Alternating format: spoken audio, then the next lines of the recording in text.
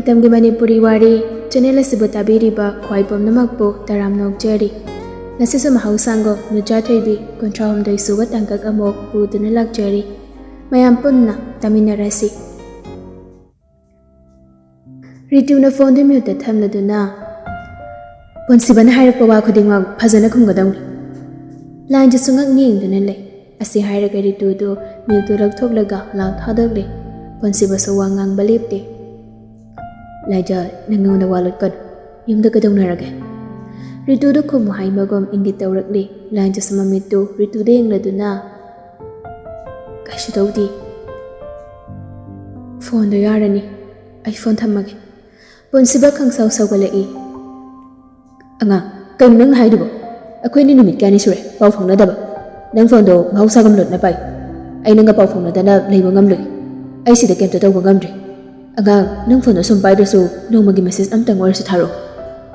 Punsibagi wadu tamada lainja kapadu khangatpada sorhanba phawba wasilakli. Ritugi mamangda punsibagi wadu makatara katra khanbada masadu pakhatpana suloiri. Laijana tumin leibaduda punsibadu khanglaw lawrakli. Aina harsi khomonga dangkadawage. Ritu sulainjada khomo haibagom ingit tawri lainja su khumnakli. Damcha ay kaisu tawdi haiban. Atoi phone se kasunal da pirage. Nga, dangay ki paw kumpiro. Nang kapatok triba, nang imanag dami labra. Kakalay. Phone pi kharga damcha. Nga, dang toy si kain. Ay gawang ki paw kumpiro mo.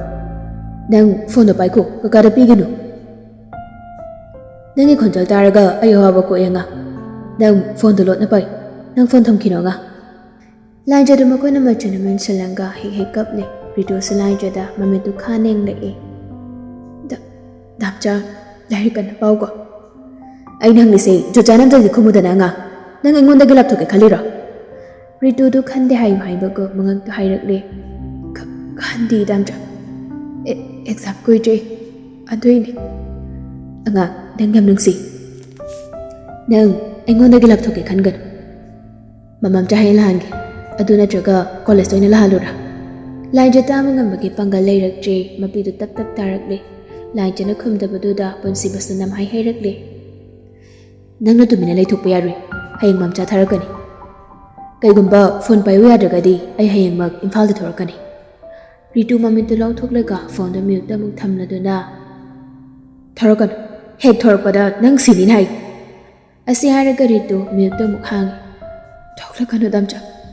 Hek thorakpada ay gona basa phangloi. Damcha ni yum yawrakjingay ay sini. Ay sini. Nang lakano damcha. Nang lairik tamba loidri fawba sungtho thorakan. Ay bunung siradi nang thorakan hai sin. Ay ni hairi say damcha na ngam loidabo oiradi ay lot kini. Lain jana hairakli ba wado dabada ponsibadi pungang ngai. Ponsiba majinda tapna solatli. Siba.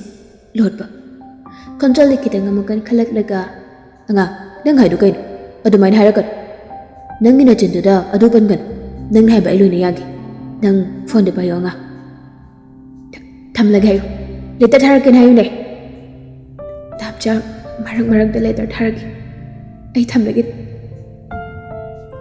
Hay baloy dringay Ritu na phone da mulaga masing khangdana wall da langlaga sunal gi phone da thugay kri. Line jasa tawri moong da masana thak nikladuna lebak tangik fam tharaga kangthon da ngaranga makok duna khurudak mamay do silanga o khong na kapli. Ritu salai jiki kadagi rab thoraklaga sunal gi manak tamna lagli. Sunal so tamna ngangbadagi mamay duluk tharaga lepaga layramni. Sonia, nang boy khana jingarak pasi kuiraban. Akoy long bachpa na tene. Yengi yaw na tawkibani ne. Madam, ay nang wangang lakan. Nang gi wat araroy. Chabana ay gi charanga ngangmana migi ngangba. Chalo, nasak tuing ningde. Yum sa thatok tuda yam thuna jakru chalo. Sunal nung hang tumina lep tunalay. Ritu so tamgi mating pang silakli. Chaklo dana. Sumle pagalay risipo karino. Namay du kay bagam ta khangdabro nang ba. Yum sida layraga natuna chado akoina thakpiba natro. Sidagiri kadairagi nathibong chagado yengagi. Madam, mi bungang ning haiduna pangang ning hangbigado. Aigi humang mana tanjaraga aigi no pingang thakjaban. Aina rimada chakhiba laiti. Miyoy na poklabadi miyoy bagi minung se chenba tambi. Mafam sida laitrasu ay nupani. ꯃꯤꯒꯤ ꯃꯄꯣꯠ ꯃꯔꯜ ꯃꯨꯜꯂꯒ ꯑꯩꯒꯤ ꯆꯥ ꯊꯥꯛꯂꯣꯏ ꯑꯩꯒꯤ ꯍꯨꯃꯥꯡ ꯃꯟꯇꯅ ꯋꯥꯅ ꯇꯥꯜꯂꯒ ꯑꯩꯒꯤ ꯅꯨꯄꯤ ꯑꯉꯥꯡ ꯊꯥꯛꯀꯅꯤ ꯐꯔꯦ ꯑꯩ ꯆꯠꯂꯒꯦ ꯑꯁꯤ ꯍꯥꯏꯔꯝꯂꯒ ꯁꯣꯅꯜꯗꯣ ꯒꯦꯠꯇꯨ ꯍꯥꯡꯗꯣꯛꯂꯒ ꯊꯣꯛꯈ꯭ꯔꯦ ꯔꯤꯇꯨ ꯒꯧꯇꯝꯒꯁꯨ ꯁꯣꯅꯜꯅ ꯍꯥꯏꯔꯝꯂꯤꯕ ꯋꯥꯗꯨꯒꯤ ꯑꯥꯔꯊ ꯈꯪꯕ ꯅꯠꯇꯦ ꯍꯥꯏ ꯃꯃꯥ ꯍꯌꯦꯡꯗꯒꯤ ꯁꯦꯀ꯭ꯌꯨꯔꯤꯇꯤ ꯑꯅꯧꯕ ꯑꯃ ꯊꯤꯗꯕ ꯌꯥꯗ꯭ꯔꯦ ꯍꯣꯏ ꯃꯣꯏꯕ ꯊꯤꯔꯒꯦ ꯃꯁꯥ ꯃꯎ ꯐꯕ ꯄꯥꯈꯪ ꯇꯤꯛ ꯇꯤꯛ ꯂꯧ ꯑꯃ ꯑꯣꯏꯅ ꯊꯤꯔꯒꯦ ꯁꯣꯝꯗ ꯄꯨꯟꯁꯤꯕꯁꯨ ꯁꯨꯅꯜꯒꯤ ꯅꯝꯕꯔꯗꯨꯗ ꯌꯥꯝ ꯊꯨꯅ ꯀꯣꯜ ꯇꯧꯏ ꯑꯗꯨꯕꯨ ꯑꯣꯐ ꯍꯥꯏꯔꯛꯏ ꯄꯨꯟꯁꯤꯕꯁꯨ ꯃꯁꯥꯗꯣ ꯁꯥꯎꯅꯤꯡꯕꯩ ꯀꯔꯤ ꯑꯣꯏ ꯐꯣꯟꯗꯣ ꯂꯥꯡꯇꯅ ꯂꯪꯉꯤ ꯑꯗꯨꯒ ꯃꯈꯨꯠꯇꯨ ꯋꯥꯜꯗꯨꯗ ꯈꯨꯗꯨꯝ ꯇꯥꯁꯤꯜꯂꯒ ꯄꯪꯊꯤꯟꯗ ꯊꯤꯟꯖꯤꯜꯂꯤ ꯑꯍꯦꯟꯕꯁꯨ ꯃꯌꯥꯝꯕꯒꯤ ꯃꯇꯧꯗꯨꯗ ꯄꯥꯈꯠꯅ ꯆꯦꯟꯁꯤꯜꯂꯛꯏ ꯗꯆꯥꯎ ꯀꯩꯅꯣ ꯇꯧꯔꯤꯕꯣ ꯁꯦ ꯈꯨꯠꯁꯨ ꯏ ꯉꯥꯛꯇ ꯉꯥꯏꯔꯦ ꯄꯨꯟꯁꯤꯕ ꯍꯦꯟꯕꯅ ꯄꯥꯏꯔꯤꯕ ꯈꯨꯠꯇꯨ ꯐꯠꯀꯟ ꯊꯣꯛꯂꯗꯨꯅ ꯍꯦꯟꯕ ꯅꯪ ꯐꯣꯟꯗꯣ ꯄꯤꯔꯣ ꯑꯩ ꯃꯝꯆꯥꯗ ꯐꯣꯟ ꯇꯧꯒꯦ ꯗꯥꯆꯧꯒꯤ ꯐꯣꯟꯗꯤ ꯊꯣꯡꯅꯥꯎꯔꯣꯝꯗ ꯂꯪꯈ꯭ꯔꯦ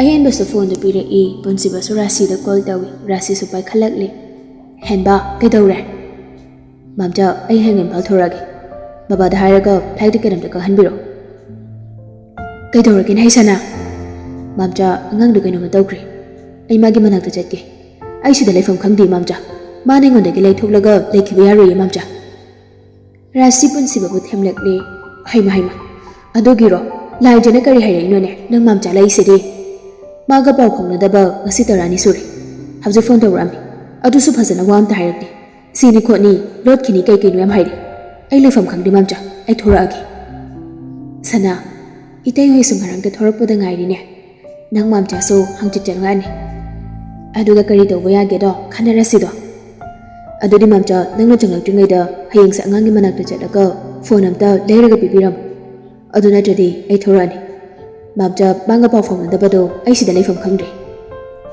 ꯍꯣꯏꯅꯦ ꯑꯩ ꯆꯠꯂꯨꯔꯒꯦ ꯑꯗꯨꯒ ꯁꯅꯥ ꯅꯪ ꯂꯥꯏꯔꯤꯛꯇꯣ ꯐꯖꯅ ꯄꯥꯎꯀꯣ ꯍꯦꯟꯕꯗꯤ ꯀꯗꯥꯏ ꯆꯠꯈ꯭ꯔꯦ ꯂꯩ ꯄꯥꯏꯍꯜꯂꯛꯀꯦ ꯐꯣꯟꯗꯣ ꯍꯦꯟꯕꯗ ꯄꯤ ꯃꯝꯆꯥ ꯍꯦꯟꯕ ꯅꯪ ꯗꯥꯆꯧꯗꯣ ꯋꯥꯈꯜ ꯅꯨꯡꯉꯥꯏꯇ꯭ꯔꯤꯗꯣ ꯅꯪꯁꯨ ꯈꯔ ꯊꯦꯝꯖꯤꯟꯕꯤꯕ ꯌꯥꯗꯕ꯭ꯔꯥꯅꯦ ꯍꯩ ꯃꯝꯆꯥ ꯑꯩꯁꯨ ꯊꯦꯝꯖꯤꯜꯂꯤꯅꯤ ꯅꯣꯏ ꯈꯪꯗꯕꯩꯅꯤ ꯐꯥꯒꯤ ꯑꯣꯏꯅ ꯈꯜꯂꯤ ꯁꯥ ꯉꯥꯎꯕꯁꯦ ꯑꯩꯉꯣꯟꯗ ꯂꯪꯁꯤꯜꯂꯝꯃꯒ ꯅꯣꯏ ꯅꯨꯡꯉꯥꯏꯔꯣ ꯑꯗꯨꯗ ꯍꯦꯟꯕ ꯅꯪꯕꯨ ꯅꯌꯥꯝꯕꯗ ꯑꯗꯨꯃꯥꯏꯅ ꯍꯥꯏꯒꯅꯨ ꯍꯥꯏꯕꯅꯤꯅꯦ ꯐꯔꯦꯁꯦ ꯑꯩ ꯐꯣꯟꯁꯦ ꯊꯝꯃꯒꯦ ꯅꯪ ꯗꯥꯆꯧꯗꯣ ꯐꯖꯅ ꯁꯦꯟꯅꯧꯀꯣ ꯍꯣꯏ ꯐꯣꯟꯗꯣ ꯊꯝꯅꯈ꯭ꯔꯦ ꯄꯨꯟꯁꯤꯕꯗꯤ ꯁꯥꯎꯅ ꯐꯝꯗꯨꯅ ꯂꯩ ꯗꯥꯆꯧ ꯁꯥꯎꯔꯒ ꯈꯨꯠꯇ ꯇꯥꯏꯅꯔꯒ ꯀꯩꯗꯧꯗꯣꯏꯅꯣ ꯍꯌꯦꯡ ꯃꯝꯆꯥ ꯆꯠꯀꯅꯤ ꯍꯥꯏꯗꯨꯗꯤ ꯅꯪꯅ ꯁꯤꯗ ꯏ ꯊꯣꯛꯇꯅ ꯇꯧꯔꯤꯁꯦ ꯏꯇꯩ ꯃꯅ ꯎꯒꯗꯕꯁꯨ ꯅꯠꯇꯦ ꯁꯦ ꯈꯨꯠꯇꯨ ꯍꯤꯗꯥꯛ ꯇꯩꯕꯤꯒꯦ ꯄꯨꯟꯁꯤꯕꯗꯨ ꯍꯦꯟꯕꯗ ꯇꯤꯡꯉꯛ ꯌꯦꯡꯗꯨꯅ ꯂꯩ ꯑꯍꯦꯟꯕꯁꯨ ꯅꯣꯛꯃꯤ ꯄꯨꯟꯁꯤꯕꯒꯤ ꯃꯈꯨꯠꯇꯨ ꯐꯖꯅ ꯆꯥꯝꯊꯣꯛꯄꯤꯔꯒ ꯍꯤꯗꯥꯛ ꯇꯩꯕꯤꯔꯒ ꯕꯦꯟꯗꯦꯖ ꯆꯦꯠꯁꯤꯜꯂꯤ ꯃꯊꯪꯒꯤ ꯅꯨꯃꯤꯠꯅꯤ ꯄꯨꯟꯁꯤꯕꯒꯤ ꯁꯔꯩꯗ ꯈꯥꯡꯕ ꯉꯝꯗ꯭ꯔꯗꯨꯅ ꯔꯥꯁꯤꯁꯨ ꯂꯥꯏꯟꯆꯍꯣꯏꯗ ꯂꯥꯛꯏ ꯉꯔꯥꯡ ꯐꯣꯟ ꯋꯥꯔꯤ ꯁꯥꯟꯅꯕꯗ ꯔꯤꯇꯨꯗꯤ ꯔꯥꯁꯤ ꯂꯥꯛꯀꯅꯤ ꯈꯪꯈ꯭ꯔꯕꯅꯤꯅ ꯁꯦꯀ꯭ꯌꯨꯔꯤꯇꯤ ꯑꯅꯧꯕꯗꯨꯗ ꯍꯥꯏꯔꯒ ꯒꯦꯠꯇꯨ ꯀ꯭ꯂꯣꯖ ꯇꯧꯔꯒ ꯊꯝꯈ꯭ꯔꯤ ꯔꯥꯁꯤꯁꯨ ꯒꯥꯔꯤꯗꯒꯤ ꯀꯨꯝꯊꯗ꯭ꯔꯤ ꯒꯦꯠ ꯂꯣꯟꯕꯗꯨ ꯎꯕꯗ ꯒꯥꯔꯤ ꯃꯃꯥꯏ ꯂꯩꯗꯨꯅ ꯆꯠꯈ꯭ꯔꯤ ꯃꯊꯪꯒꯤ ꯅꯨꯃꯤꯠꯅꯤ ꯔꯥꯁꯤ ꯗꯦꯜꯂꯤꯗ ꯊꯨꯡꯂꯔꯤ ꯔꯥꯁꯤ ꯄꯨꯟꯁꯤꯕ ꯑꯍꯦꯟꯕ ꯄꯨꯂꯞ ꯐꯝꯃꯤꯟꯅꯔꯒ ꯋꯥꯔꯤ ꯁꯥꯟꯅꯔꯤ ꯑꯩꯁꯨ ꯐꯣꯟꯒ ꯂꯩꯔꯒ ꯆꯠꯂꯤꯅꯤꯅꯦ ꯒꯦꯠꯇꯨ ꯂꯣꯜꯂꯒ ꯂꯩꯔꯝꯕꯗꯨꯗ ꯎꯄꯥꯏ ꯂꯩꯈꯤꯗ꯭ꯔꯦ ꯄꯨꯟꯁꯤꯕꯗꯨ ꯃꯊꯥ ꯁꯥꯅ ꯃꯝꯆꯥ ꯃꯥ ꯋꯥꯕ ꯇꯥꯔꯝꯂꯅꯤ ꯀꯩꯒꯤꯅꯣ ꯃꯣꯏꯅ ꯒꯦꯠꯇꯨ ꯀ꯭ꯂꯣꯖ ꯇꯧꯔꯤꯗꯨꯕꯣ ꯃꯝꯆꯥ ꯂꯥꯛꯀꯅꯤ ꯍꯥꯏꯁꯤ ꯃꯣꯏꯅ ꯈꯪꯈ꯭ꯔꯖꯥꯠꯂꯥ ꯗꯥꯆꯧ ꯑꯩꯁꯨ ꯆꯤꯡꯅꯤꯡꯉꯣꯏꯁꯦ ꯃꯝꯆꯥ ꯑꯩ ꯍꯌꯦꯡ ꯊꯣꯛꯈ꯭ꯔꯒꯦ ꯑꯩ ꯅꯣꯡꯃꯇꯪ ꯊꯣꯛꯂꯨꯒꯦ ꯑꯗꯨꯒ ꯐꯠ ꯑꯃꯨꯛ ꯄꯥꯏꯁꯤꯜꯂꯛꯀꯦ ꯔꯥꯁꯤ ꯄꯨꯟꯁꯤꯕꯕꯨ ꯊꯦꯝꯖꯤꯟꯕꯤꯔꯛꯂꯤ ꯁꯅꯥ ꯂꯥꯏꯖꯗꯨ ꯀꯩꯁꯨ ꯇꯧꯔꯝꯃꯣꯏꯅꯦ ꯆꯠꯊꯣꯛꯈꯤꯕꯒꯤ ꯑꯣꯏꯔꯝꯕꯁꯨ ꯌꯥꯏ ꯅꯪ ꯏꯇꯩ ꯏꯕꯨꯡꯒꯤ ꯑꯣꯏꯔꯤꯕ ꯐꯤꯕꯝ ꯈꯪꯂꯤꯕ ꯅꯠꯇ꯭ꯔꯣ ꯋꯥꯈꯜꯗꯨ ꯈꯤꯇꯪ ꯈꯟꯗꯧꯅꯦ ꯐꯤꯡꯒꯠꯀꯅꯣ ꯄꯨꯟꯁꯤꯕꯗꯨ ꯐꯨꯛ ꯍꯧꯒꯠꯂꯤ ꯃꯝꯆꯥ ꯃꯇꯥꯡꯁꯤ ꯌꯧꯔ ꯐꯥꯎꯕ ꯑꯩ ꯇꯨꯃꯤꯟꯅ ꯂꯩꯊꯣꯛꯄ ꯉꯝꯃꯔꯣꯏ ꯔꯥꯁꯤꯁꯨ ꯍꯧꯒꯠꯂꯛꯂꯒ ꯄꯨꯟꯁꯤꯕꯒꯤ ꯃꯅꯥꯒꯟꯗꯨꯗ ꯅꯥꯟꯊꯕꯤꯔꯗꯨꯅ ꯄꯨꯟꯁꯤꯕꯕꯨ ꯊꯦꯝꯖꯤꯟꯕꯤꯔꯛꯂꯤ ꯁꯅꯥ ꯅꯪꯕꯨ ꯋꯥꯈꯜꯗꯨ ꯈꯔ ꯈꯜꯂꯨꯅꯦ ꯑꯦꯛꯖꯥꯝꯁꯨ ꯀꯨꯏꯗ꯭ꯔꯦ ꯐꯔꯦ ꯅꯪꯅ ꯆꯠꯀꯦ ꯍꯥꯏꯔꯒꯅ ꯑꯦꯛꯖꯥꯝꯁꯦ ꯂꯣꯏꯔꯒ ꯆꯠꯂꯣ ꯑꯗꯨꯁꯨ ꯏꯇꯩ ꯍꯣꯏ ꯏꯆꯦ ꯍꯣꯏ ꯈꯪꯍꯟꯗꯅ ꯆꯠꯀꯗꯧꯅꯤ ꯉꯁꯤ ꯆꯠꯂꯒ ꯉꯁꯤ ꯁꯨꯝ ꯍꯜꯂꯛꯀꯗꯧꯅꯤ ꯄꯨꯟꯁꯤꯕ ꯔꯥꯁꯤꯒꯤ ꯄꯥꯎꯈꯨꯝꯄꯤꯗ ꯁꯣꯐꯥꯗꯨꯗ ꯉꯦꯛꯐꯝ ꯊꯩ ꯑꯁꯣꯝꯗ ꯂꯥꯏꯖꯗꯤ ꯀꯥꯗꯒꯤ ꯊꯣꯛꯍꯟꯗ꯭ꯔꯦ ꯊꯕꯛ ꯏꯪꯈꯥꯡ ꯐꯥꯎꯕ ꯇꯧꯍꯟꯗ꯭ꯔꯦ ꯏꯃꯨꯡꯒꯤ ꯊꯕꯛ ꯏꯪꯈꯥꯡ ꯁꯨꯅꯕ ꯃꯤ ꯐꯥꯎꯕ ꯊꯝꯈ꯭ꯔꯦ ꯀꯥ ꯃꯅꯨꯡꯗꯒꯤ ꯍꯦꯟꯗꯣꯛꯍꯟꯗ꯭ꯔꯦ ꯊꯥ ꯈꯔ ꯍꯧꯈ꯭ꯔꯦ ꯔꯥꯁꯤꯒ ꯍꯥꯏꯅꯈꯤꯕꯩ ꯃꯇꯨꯡ ꯏꯟꯅ ꯄꯨꯟꯁꯤꯕꯗꯨ ꯌꯨꯝ ꯈꯪꯍꯟꯗꯅ ꯕꯣꯗꯤꯒꯥꯔꯗ ꯆꯥꯎꯕꯒ ꯂꯣꯏꯅꯅ ꯏꯝꯐꯥꯜꯗ ꯊꯨꯡꯂꯔꯦ ꯑꯦꯌꯔꯄꯣꯔꯠꯇꯒꯤ ꯒꯥꯔꯤ ꯑꯃ ꯋꯥꯏꯔꯒ ꯂꯥꯏꯟꯆꯍꯣꯏꯒꯤ ꯌꯨꯝ ꯇꯝꯅ ꯂꯥꯛꯏ ꯂꯥꯏꯟꯆꯍꯣꯏꯒꯤ ꯊꯣꯡꯒꯥꯜ ꯌꯧꯔꯗꯨꯅ ꯒꯥꯔꯤꯗꯨꯃꯁꯨ ꯈꯥꯝꯃꯤ ꯄꯨꯟꯁꯤꯕ ꯑꯁꯥ ꯑꯃꯒ ꯂꯣꯏꯅꯅ ꯅꯣꯛꯐꯦꯠ ꯇꯧꯅ ꯒꯥꯔꯤꯗꯒꯤ ꯀꯨꯝꯊꯔꯛꯏ ꯑꯗꯨꯒ ꯒꯦꯠ ꯇꯝꯅ ꯄ꯭ꯔꯞ ꯆꯪꯁꯤꯜꯂꯒ gate ki calling bell tu danammi. Security no padu so thong du kitang hang duklaga makok du khagli thokladuna. Kana unabi kadamna. Punsi baso security no padu Sunil oiram dabaduda ngakjana na. Ka Sunil bo. Kuire madu dokiba. Ainu na silhauri. Oh. Asi haraga punsi badu gate du kan singe tawi. Adobo no padu na makoto haifet hang dukladuna. Amta ngai biko. Punsi badu khang neblepi security no padu so thong du haifet nga silanga. Ritu na piramba magi pocket tagi punsi bagi photo do yenglaga thong du mahang duklaga makok du fat amuli thorakladuna. Kanaw na bikadam yum se mim taledi changmanu ngai dong mande. Kadai jakhrage. Mafam di khangdi sarga madam godo ibe manai jogi manak to ni hen hairam bani. Punsi badu ngakna laijadi kadai da lekhiba. Laijadi kuirena ausata la ektam bagi lekhiba. Noi sarga madam godi gadong ngai jatkhiba. Nahan jatkibani. Mafam khangbra. Adumangti khangjadri. Punsi bangak dingduda tuminna le. Wakhal mayam ama khallaba madong tamna hairakli. Ka Sunilgi address di khangbra. Adudi khangjadri. Aina lakpada madi leiramdri. Punsi badu masna du fam khangde magi mihol da haurakli. Punsi bagi wakhalna yumdu da mi leit haibasi sunya yaningdaba gum tawi. Ngakdang wakhal khallaga lei punsi badu. Nupado sa punsi bana tumin leptana leibadu da kiba sa phaw. Punsi babu yam thona chotkinaba tawrakli. Yaragadi langbikro ai thung thung jinjaragi. Punsi basu nupado na hairakpa wado da gan khangta tai. Manungda changlaga yengtadi yenglagi matangum nakanda lepliba chawbada haifet yenglaga. Makongdo na thongdo khangkaw thoklaga gate do dagi makongdo kansilai. Security nupado so punsi babu pharakli. Punsi basu nupado gi makotto patkan thalamnaga yumlomna changsingki. Security nupado maso haugalai chawbana praprat changsilaklaga nupado bu phajando na thammi. Punsi baso praprat laklaga mangoldu da tamna ka khalai. Adobo thongjal maya do yorakpada thongdu solo laga leirambado da punsi ba thongdu da munne yengladona ngak leptuna lei. Nupado ga chawba baso punsi ba ki manak da laklaga jap lepi. Chawba khudang da siri ba gari da yengladuna. Sir macha chana ba tawrsi flang matam yuksale. Punsi ba mamai da tamna on thorai. Adoga khungkap khara thanglaklaga amuk jap lepi. Mangol gi dari du da makhong yan tharaga phamladuna leikri. Tanjadu da chawba ki phone do rasigi call lai chawba sabai khatli. Chawba noi sar macha ka naiji ka thengnarabo. Thengnadri da medam nupi macha du seleiramdri. Outside the leikrin hai. Ha adudi chawba nang sar macha dom da pahelo. Hai madam. Asingaraga chawba so phone do pi. Punsi ba so phone do tapna nakong maya da thamladuna. Mamja. Sana aduda mangbana kanaru yam thono janglo. Aduga sidane kari do boy haidu khanasi. Mamja ain deli janglar. Sana kaino nang haidu bo. Itay gi jigana nakhoi ni bone jackson engona sinaraga nangna dumane tawri ta bada itay gi jigana ai bu kari wina khankini sana. Mamja ai manau se teleram gani haiba sumtha thajadi. Ayum sidagi khongfam am telengdana mamja ma halak bangai gi. Sana nang mo ngawra bai me. Ngawri ai ngawri mamja. Khwarakpam punsi ba ngasidi ngawri. Mada angang na ngawhanbiri. Mana ibu pungsum sumbiramnaga ai bin thuri ba karigiro. Sana se mamcha wa haige se. Lain jana lairik na machatlido nang mo mafam khangdribra. Khangdida mamcha. Ai kadawdino tawfam ma khangdri. Aingoda wahai amta sairamde. Rasi su punsi ba bu themba lepde. Ma su lairik na machatkibani. Tanja chadabagi nangon hairamda bo iramgani ne. Mana su nang manung siridoni. Nang na sumangbo nungsiri. Aduga am thamoy sanga nungsinaraga matam khara paw phaunadabagi bu adumaina khanbadu di langani. Mamcha na laijabone munna khangi. Ma wakal ki sahonglamoine. Nang wakal yam henjina khanjaluran se itai hoi khangdringai dane yam thona janglo. Punsi basura sina wa hairi du da sindana. Mamcha ai thamage. Asi airaga phone do fat kak thatli.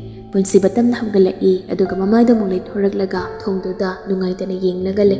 Macina tam na solatli. Angang nang na tawrisi kanina. Ay kamana layo haibana. Ay ngasidagi laik na maludu makhaidi amuk hana Manipur na thoraroi. Ay nang na haiba ilagi.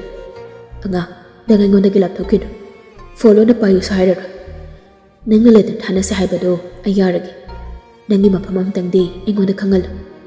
Ay nangi na bawtada na asuk sang mamatamse karna lay hoy balonga asa kayang galoina da dokmi bamai thongma galoina da nungsi bimabo thawai gi thawai oiri bimabo ujarani khada mangtung naget kana senglamda mikop amtang oirabaso ujaba phangnani ta khidaba mapauso taba phangnani khana laktakibani adubo wabnamak tayonare khanjakiba wakhal arimba tare Punsibale pambadudagi kitang thangsilaklaga thongjal mapanduda phamtharae aduga korukuda kullaga makhut aniduna makokduda hapkalanga thamoi songna kamlei majina sa sonjari anga tengai gi magda amuk tanglebo kari gino nangda ai boin thokliba ai nangonda kari lan khrage ai na nabu thadokduna chakpagi nangai bo warobra mafam sida nangpu thanamba ai lalabani ai lalenga nangam ta thoro asomda lain jasa tumnambani pansibana kappagi khonjaldo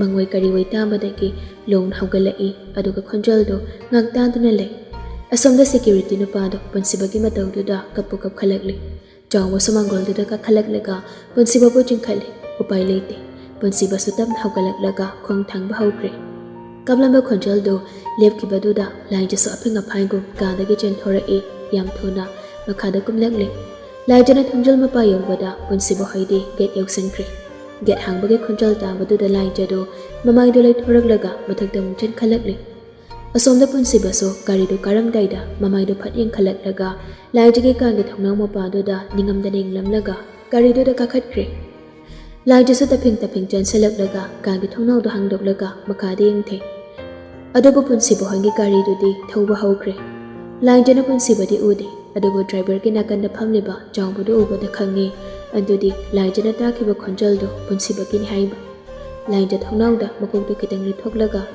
makutna maduna ngai kho haiba ko hairaduna punsibana tagadabagi maongda khonjal hauna punsiba bu kawraga kaplakli damja gari khamo tang chatkido ai maliba ya ware damja ai pudu do chalo ai so damja gi nakta leige ai papuliyo damja ai nidangi nangta tambiyo damja ai na ko wasam na di tao amta tabi ko damja nang chan kino damja Langjo pai leite hikap je security no pa damaso get mayan da lep laga langjo na punsiba bo kauduna kap dibadu ngangning dunale tanjando da dito hoige gari sa thaujalakle